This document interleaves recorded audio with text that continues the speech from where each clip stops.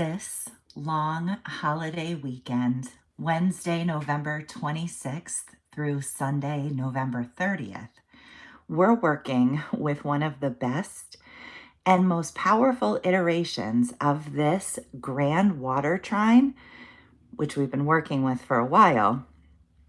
Venus was just conjunct Mercury retrograde earlier this week.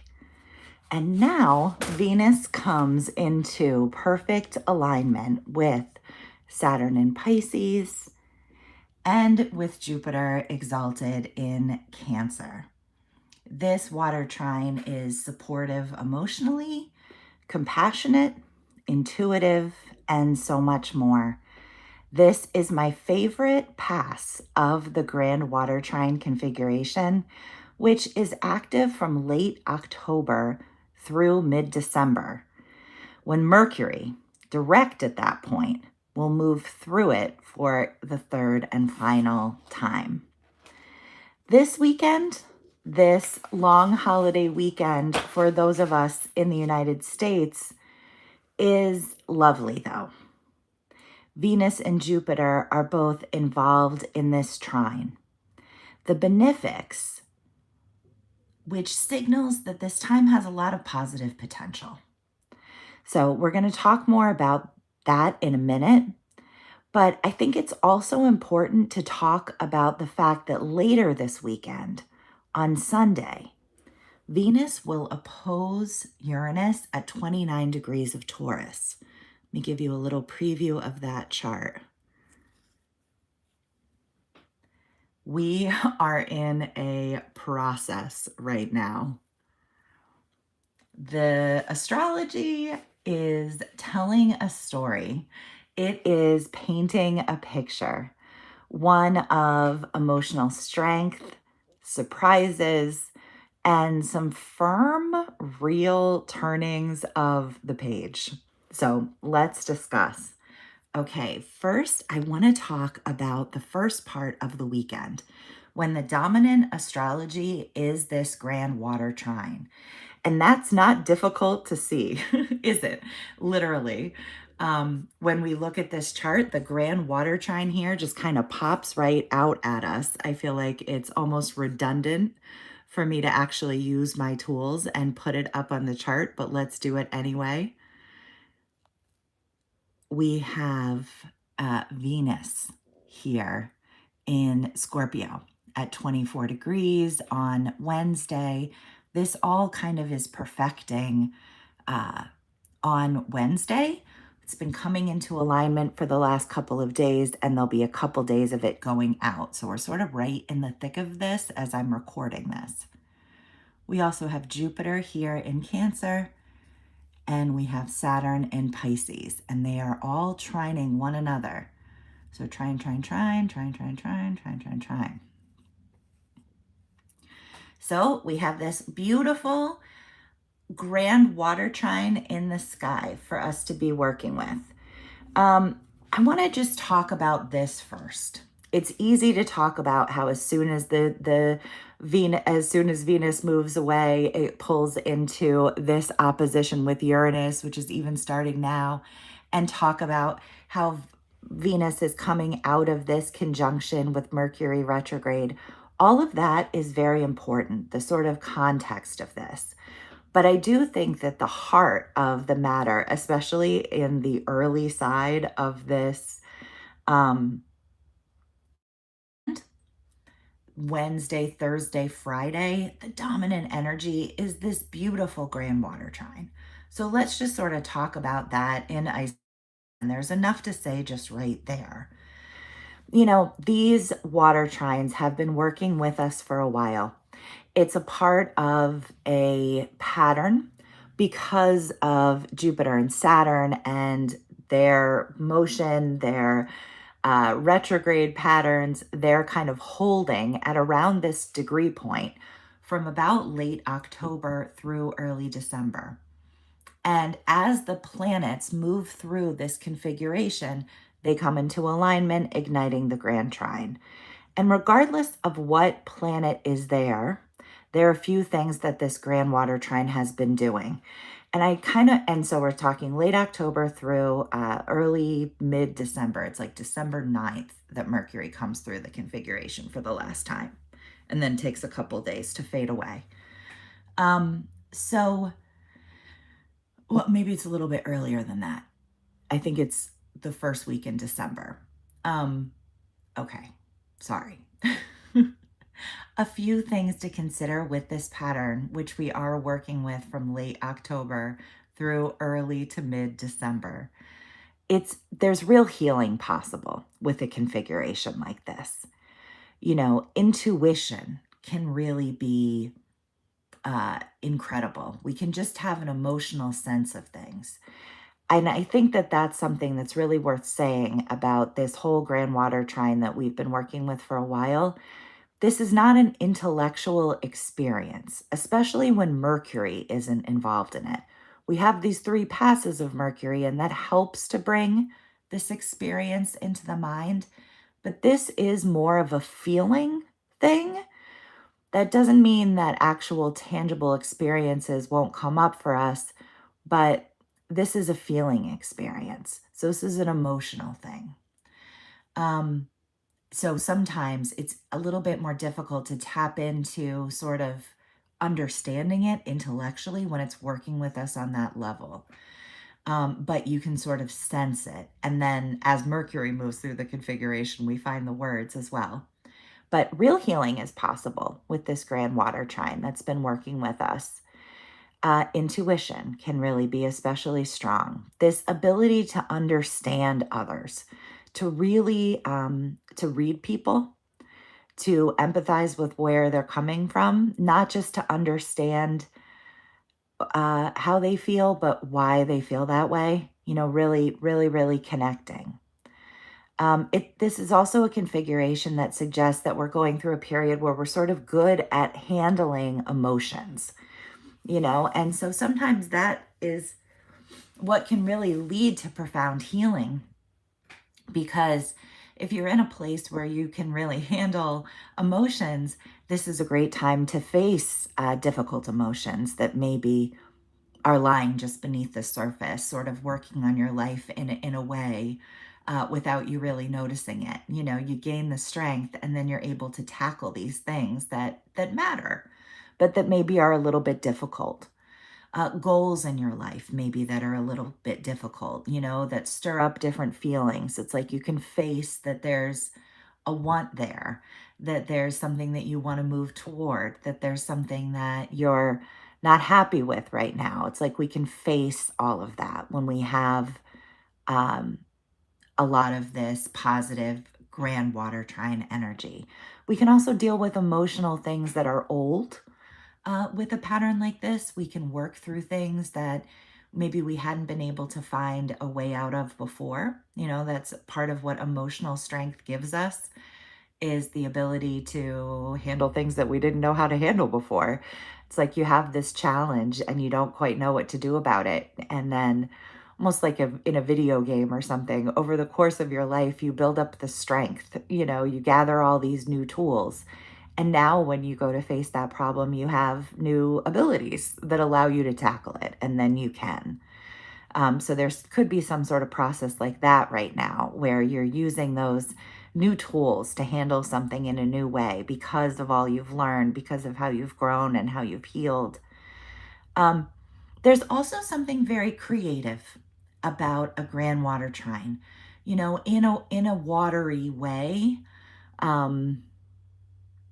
There's something sort of magical about the way in which water creates, about the way in which life comes from water ultimately. And I sort of mean creation on that level. I almost don't even want to say more about it because I think it's hard to explain. And sometimes when we talk more about things, it confuses the matter. But water, when we have this kind of water energy going on, there's a flexibility that is also giving us, helping, it signifies this empathy, this ability to heal old things, this ability to understand others. I always think about water and how truly flexible and malleable it is. Water can fit into any container that it's placed in, right? If it's in a vase, water is the shape of a vase. If it's in an ocean, water is the shape of an ocean. If it's in a tiny crack in your basement, it will fill that crack and it will slowly widen it, right? It's very powerful, but very slow. And it's sort of got to do with the malleability of water, that element, and what makes it so strong. So there's a way in which we're like that when we have all this water stuff in the sky. It it signifies that we're all sort of having a little bit more of this abundant water trine energy right now that is helping us to understand others, to fit into different containers, to use our intuition in a different way, to understand ourselves and to understand others. Finally, this whole grand water trine configuration also says something about just an abundance of positive emotions. And this is so great for the holiday weekend if you have a holiday weekend, or a long weekend if you're lucky enough to have a long weekend off from work. I know fewer and fewer of us do these days. I sort of don't mean any assumptions of it in that sense. I'm just sort of marking the time when I talk about these reports in a long weekend or a short weekend. Usually I record these on Friday for the weekend, but I thought doing it on Wednesday was a little more appropriate this week to sort of encapsulate this whole time period. And we're really telling a story here. We're really telling a story. We've really been in a process. Okay, so that's the grand water trines in general. And now I think it's important to talk about this particular grand water trine. Then we're going to sort of put it in context with some other things. And that's important too. So many different aspects of this to discuss. I hope that it is helpful to all of you. I wanted to mention as well to please feel free to share any questions in the comments. I will take a look at the end here and do a little Q&A. So if you have any questions, please feel free to leave them there. And if you're watching this later, you can leave them in the comments as well. I said the comments before I meant the chat. The chat is live, the comments are later. Wherever you leave it, if it's within the first 24 hours or so of me posting this video, I will almost certainly be able to reply to you. And I love that aspect of these meetings. So please feel free to leave any questions in the chat, and I will take a few minutes to do that at the end here. Okay, so Venus being the planet, the personal planet to ignite this configuration is a little bit exciting because we have Venus and Jupiter, both benefics, involved in this configuration, which just suggests some ease, uh, some positivity, relational. We're probably talking relational here. You know, there's a real opportunity, but also sometimes finances can come up, aesthetics can come up, any sort of Venus theme. But it feels relational to me with all this water. So this is really a time this weekend where relationships can really deepen. You know, there could be a way in which this pattern is sort of allowing for honesty and clarity and a deepening of relationships through sharing from a real heart space. You know, we're all sort of feeling a little more heart-centered than usual with a transit like this. And so connecting with others from that space, there's an opportunity for relationships to really deepen. There's a stability to this. There's a feeling of stability and a feeling of safety. And that also allows, of course, for more genuine connection. And it's a nice energy to have over a holiday weekend. Just kind of a good little stable, secure feeling. I like it. There's something magnetic about this energy. You know, Venus in Scorpio is very passionate, very present. And so that's sort of magnetic, so you might sort of feel very strongly about whatever or whoever is connecting around this time.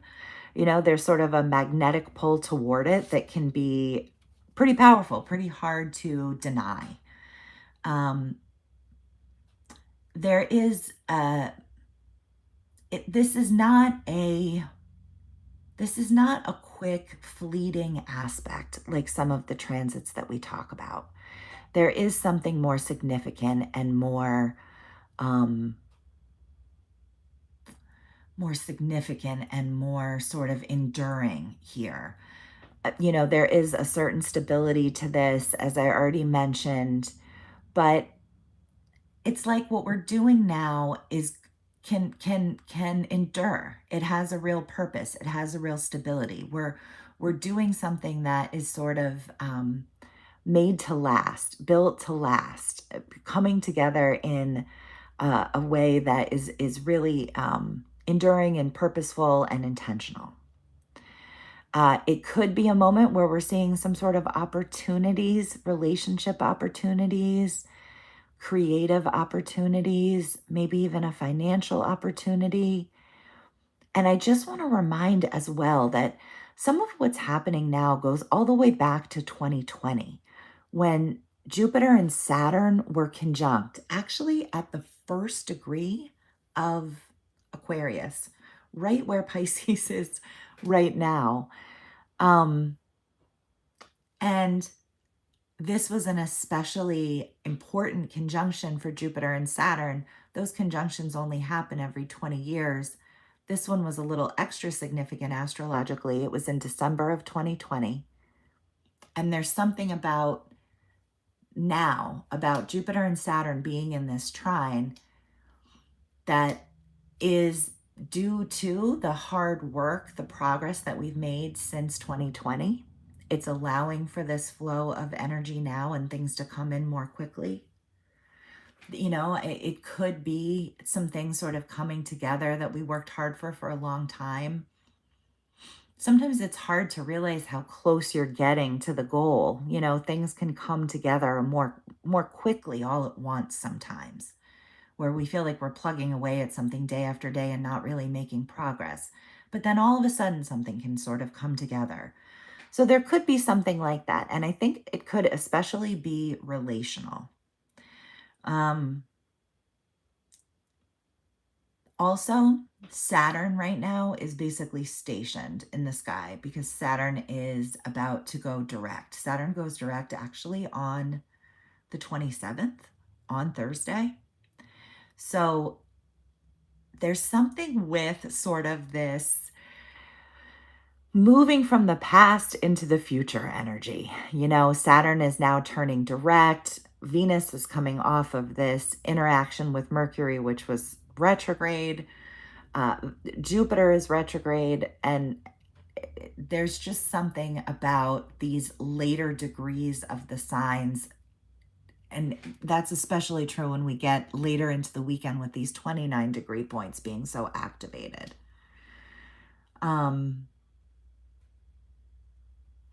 There's some way in which I think this is helping us to sort of harmonize all that, to sort of harmonize the past and the present and the future.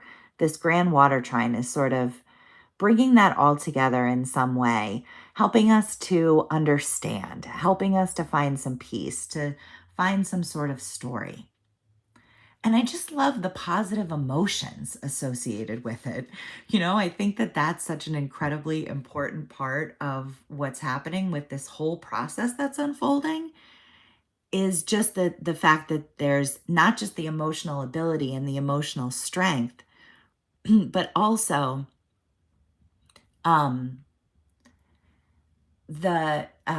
the positive emotions, more positive emotions, that feeling of safety and security, which really allows us to be ourselves and allows relationships to deepen in a different way. Okay, so now let's talk about as we get a little bit further into the weekend. So we see this grand water trine here, okay? And Jupiter and Saturn aren't really going to move that much, but Venus is going to move a little bit. And this is for a chart for Wednesday. So now let's advance the chart for a few days. I set this up earlier this morning. Okay, and now we have a chart for Sunday afternoon Eastern time. And we see that by then, Venus has progressed a little bit further. Saturn and Jupiter are still here in their trine, right? But Venus is now opposing Uranus and also forming a trine down here to Neptune. I actually want to bring this back for you just a second, just in case you're enjoying sort of seeing that transition. And then I'm going to put this on the chart, and I want to talk about this for a second. You know, I do think that it's worth mentioning as well that Venus is just coming off of, maybe it should be red. Venus is just coming off of a conjunction with Mercury retrograde. And Mercury retrograde had just moved through that grand water trine. So there's this whole little story. Okay, so we have an opposition here, and we also have a trine now down to Neptune. I'm mainly sort of focused here. But it's a part of a process, you know, because of the way in which it had to do with Mercury, and also just the fact that we are at the 29-degree point. This is very interesting, and this is as we get later into the weekend. So this is going to be more active. One of these aspects sort of fades out as the other one fades in. So you can see that the grand water trine is still active here. It's just a bit faint. You'd have to use a pretty wide orb. They're like 5 degrees away from each other. So as the grand water trine sort of fades out, this opposition and this trine fade in. Okay, so a few things about this configuration. First of all, I feel like because we're talking about 29 degrees, especially with Pisces being involved, especially with Uranus being retrograde for the last time in Taurus, just with everything going on around that, it feels like there's, you know, something a little more significant about this configuration than just any old day. Makes things feel a little bit significant, a little bit sort of perhaps like it's some sort of turning point in this process. We really have been in a bit of a process, the astrology suggests, with this grand water trine, Mercury retrograde being involved in it. Mercury will turn direct on the 29th. We'll talk about that. Well, that's also in my horoscopes, but we'll talk about that when Mercury moves back through this configuration soon enough in early December, which is right around the corner now. So crazy. Definitely check out the November horoscopes, though, on my channel. Just as a side note, there's a lot more information about all of this there. But then a lot of the stuff we're covering here today actually isn't in those horoscopes either. So I'm glad that we're doing this. They definitely complement each other if you haven't checked those out yet. Okay, so yeah, it feels like something is sort of at maybe a turning point or some significance in some way to that time period, this end of the weekend. It could be sort of exciting. You know, it could be something a little bit exciting. I just think about how Uranus and Taurus is bringing in sudden shifts, change, breaks from the familiar, surprises. That's been going on literally since 2018 in a part of the chart, wherever you have Taurus, where generally we sort of resist change. But we have this energy that is all about sort of sudden change and breaks from the familiar and surprises. Coming into an alignment with Scorpio, which is all about sort of wanting depth and honesty and truth. So you put that together, you know, Scorpio and Venus is game for change. It wants that depth and that honesty and the truth. And if that means change or breaks from the familiar, fine. Scorpio energy is fine with that. So that can make for a little bit of excitement. I see like these trusts and this like emotional vulnerability theme sort of throughout the long weekend, you know, because it's a part of the grand water trine, and then it's here. And I feel like this is giving us the opportunity for changing sort of old, stale, outdated patterns. Most likely in relationships, it could relate to finances, it could relate to creativity, it could relate to aesthetics, but I'm thinking a lot of it is relational. We could have sort of some sudden breakthroughs or realizations with something like this. Um, I feel like this could feel a little sort of destabilizing, but it could also feel really liberating and like empowering and free. I think this could be something that is going on in the collective, something that we're seeing sort of in the world, and or also something more personal. I think many of us will have some experience along these lines over the weekend, but not all of us. And there very well could be some hints of this in the collective as well. Sometimes when we have an opposition energy, it can be two people or two sides of yourself sort of facing off in some way, with each person or each side of yourself sort of representing one side or the other of the equation. And whatever that is, if you feel anything like that coming up, it's okay. It's about that sort of needs to happen a little bit in order to sort of remove a restriction. And I think that the grand water trine has given us the maturity and the strength and just the positive emotions to handle a face off, an inner face off, if that's where it's coming out, or one on the outside, with maturity and compassion and, um, without letting it go too far. I think it might just be sort of a little, we just have to do things a little differently, a little breaking free of something that felt restrictive. Um, I just think there's such a nice clarity here. It's like we understand how we feel. We understand what we want. We understand what's changing. Other people do too. Somehow we're coming together in a crazy moment, in a crazy time, but with all this emotional strength and emotional wisdom and an ability to understand each other and maybe an ability to do things a little bit differently if that will make us feel freer and better. So, I'm going to take a look at the comments at the chat now. And I also just want to say thank you very quickly to my new members, Rita and Brittany and Patricia and Rhonda. I really, really appreciate you. And I'm going to take a look at the chat. I hope everyone has an amazing weekend. And I will be back on Monday for more to talk about the beginning of December. I can't believe it's the beginning of December already. I just feel like 2025 went so quickly. And we're starting to get into astrology that is just so different looking with these outer planets changing signs. It's really, really cool.